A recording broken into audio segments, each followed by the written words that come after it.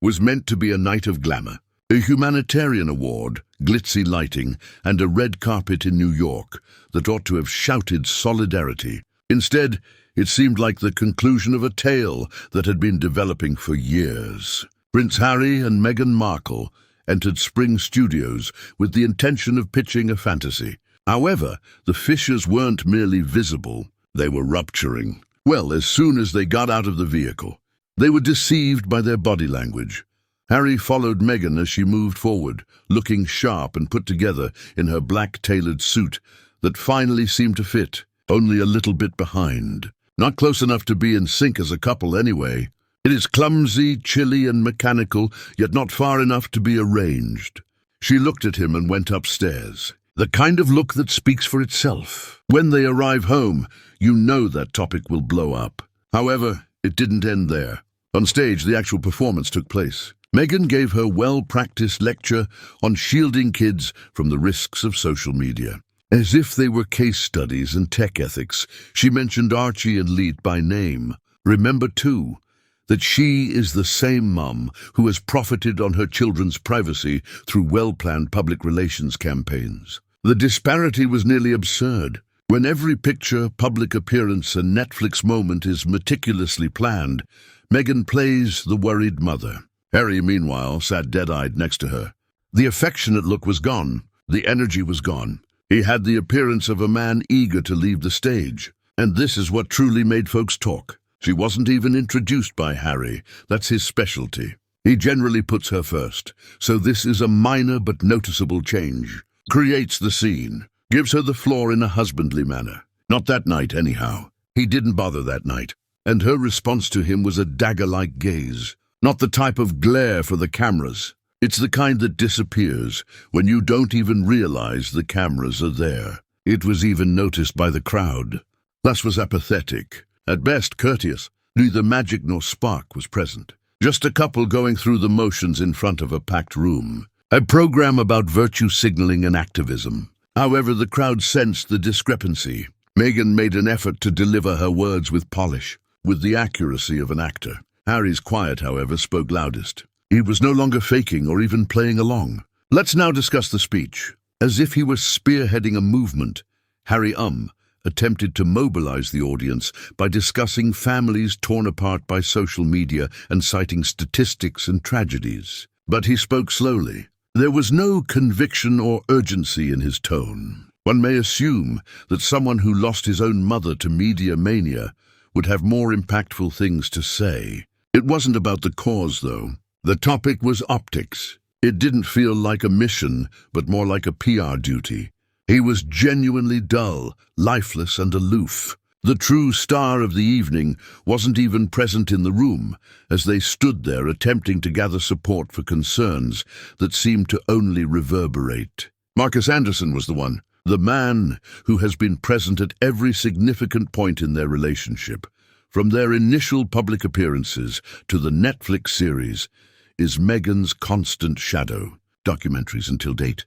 Once more he hovered and watched. You can't help but wonder if he's the third wheel that never leaves, or if he's just a friend. Because this is the harsh reality that Harry has examined. Additionally, it appears that he has no problem with Meghan being blamed for their current predicament. People are taking notice. The press is in motion. It's difficult for even their most devoted fans to spin this one. The prize for Humanitarian of the Year ought to have been a moment of triumph. Rather, it was a live broadcast of a shaky relationship, with the entire globe watching every moment. The actual event that warranted headlines was taking place on the other side of the Atlantic, while Meghan and Harry awkwardly held the spotlight. Prince William and King Charles arrived together for a high-profile Copy30 event in London. It was a rare combined appearance that was more than merely ceremonial.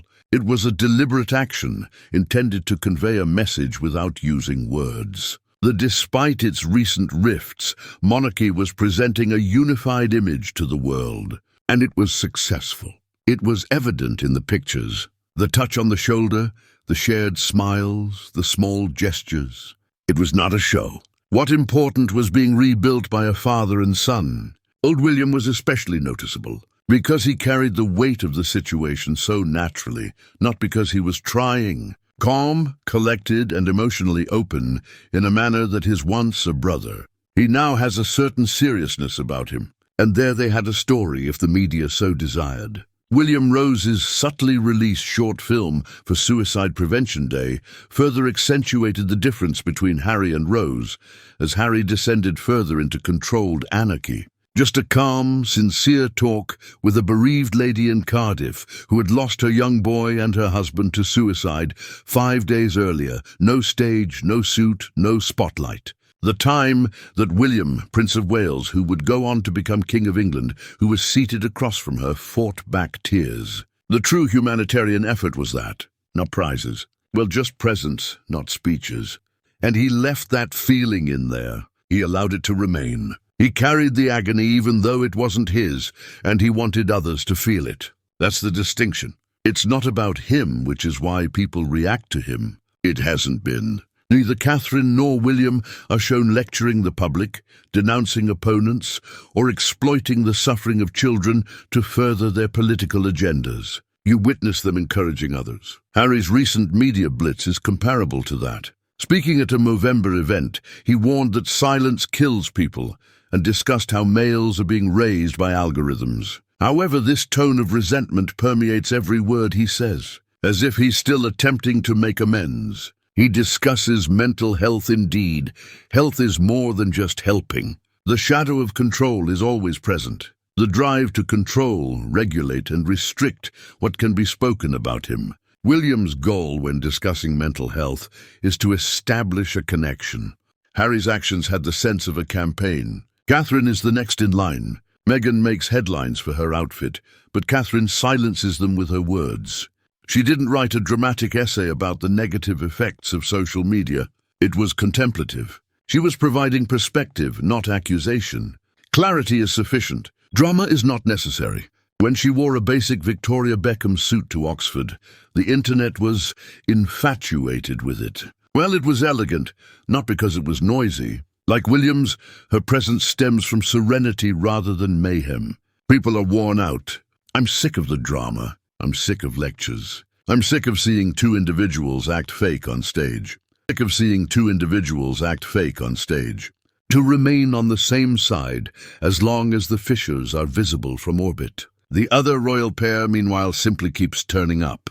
There is no greater contrast than to labor quietly, regularly, and without fanfare, not to make it about themselves. And it became brutally obvious who was truly living it and who was merely acting on a night that was supposed to honor bravery and service. The atmosphere inside Buckingham Palace is changing. Once cautiously hopeful that Harry would find a way to return to the royal family, senior aides are no longer retaining their breath. The idea that the harm isn't over is becoming more and more prevalent. It's irreversible. Additionally, Charles, the parent who receives more olive branches than anyone could have imagined, is clearly exhausted. Well, from disappointment as well as disease. He has hope, perhaps out of love, perhaps out of habit. However, even that is beginning to resemble denial. In private, his health is deteriorating, more difficult to conceal. His suits have gotten so baggy that even cosmetics can't hide that. How often he needs to sleep now? Rumors circulate about his extended naps, exhaustion, and the way his eyes stray during conversations. He is still focused and dedicated, but his physical condition is deteriorating, and that fact is quickly becoming apparent. Camilla has also evolved. She's no longer merely the king's silent companion. She has grown increasingly reclusive. According to some, she is fighting her own health problems. Some claim it's the stress of seeing her husband deteriorate while the kingdom struggles internally with anarchy. Even while she will never express it in public, she is under a lot of pressure, particularly as William gets ready to take on even more responsibility earlier than anticipated. In the meantime, William is showing up as the constant in this situation. The anchor, not simply the heir. He gave up attempting to mend Harry's connection. That phase is finished. Then he has grieved it in private, proceeded with a silent determination. His current focus is on creating a secure, long-lasting relationship with Catherine that doesn't require dazzling speeches or Netflix specials to demonstrate its worth. Everything has a profound irony to it. Harry used to be the lovable outlaw who made the company feel cozy, but now he looks colder than anyone. Furthermore, Meghan, the stranger who might have been a welcome change, has instead come to represent conflict, alienation, and division. Their humanitarian award, a picture opportunity. Their remarks, public relations campaigns, the audience senses it. The cheers are no longer genuine. Like clapping after a poor play because you're too nice to boo, it's reflexive and hollow. Despite everything, Meghan appears intent on continuing to fabricate the story. Her fashion sense has changed. Her face has changed. The branding is the same, but the clothes are more stylish. She wants to be perceived as the one who was silenced by the crown, the victim, and the visionary. People aren't buying it, though. Not when every appearance is so clearly orchestrated and painstakingly manufactured. The general populace is not a moron. They are able to detect whether the curtains are drawn too tightly. The continual presence of Marcus Anderson has also not been helpful. He is more than a friend. He is now a symbol, a reminder that there are always other people present. Meghan's ear is constantly being whispered to. The fact that Harry allows him to stay close says it all. It's dissociation, not trust. Harry no longer cares enough to oppose it. He isn't a husband protecting his personal space. This man is merely going through the motions while he waits for anything to happen. Additionally, something will give. That much is obvious. This train is coming to a stop, whether it's through another sensational interview, a quiet legal separation, or simply the eventual erosion of their public image. Because the royal machine is made to last, it will continue to run. William and Catherine will assume control because they deserve it. And King Charles will use his last strength to try to keep what's left together for however long he lives. However, Harry and Meghan's tale is no longer one of romance or revolt. The public is slowly unraveling, and no prize, no speech, and no meticulously produced video can don't hide that anymore.